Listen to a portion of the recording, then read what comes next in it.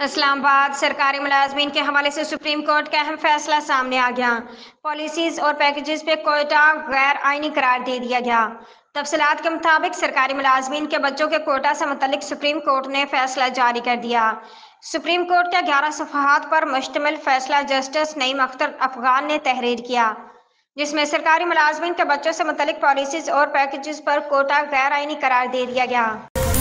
اسلام آباد وزیر اعظم شہباز شریف نے ڈاکٹر عافیہ صدیقی کی سزا معافی کے لیے امریکی صدر جو بائیڈن کو خط لکھ دیا۔ تفصیلات کے مطابق ڈاکٹر عافیہ صدیقی کی امریکی جیل سے رہائی اور وطن واپسی کیس میں بڑی پیش رفت سامنے آئی۔ حکومت پاکستان نے عافیہ صدیقی کی سزا معافی کے لیے امریکی صدر کو خط لکھ دیا۔ اس حوالے سے ایڈیشنل اٹارنی جنرل منور دوگل نے اسلام آباد ہائی کورٹ کو آگاہ کرتے ہوئے کہا کہ وزیر اعظم نے عافیہ صدیقی کے سزا معافی کے لیے امریکی صدر کو خط لکھا۔ پی ٹی آئی کو مخصوص نشستیں دینے کے معاملے پر سپریم کورٹ کی اکثریتی ججز نے ایک اور وضاحت جاری کر دی۔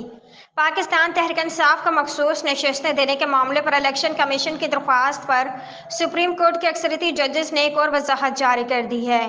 عدالت عظمیٰ کے 8 ججز کی جانب سے جاری وضاحت میں ایک بار پھر اس موقف کو دہرایا گیا ہے کہ الیکشن ایکٹ میں ترمیم سے 12 جولائی کا فیصلہ غیر مؤثر نہیں ہو سکتا۔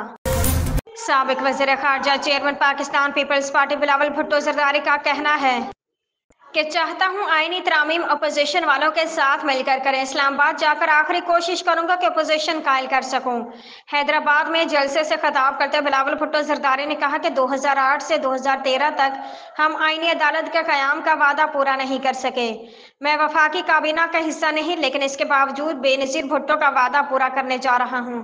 ہمارا مطالبہ صرف انصاف اور برابری کا ہے۔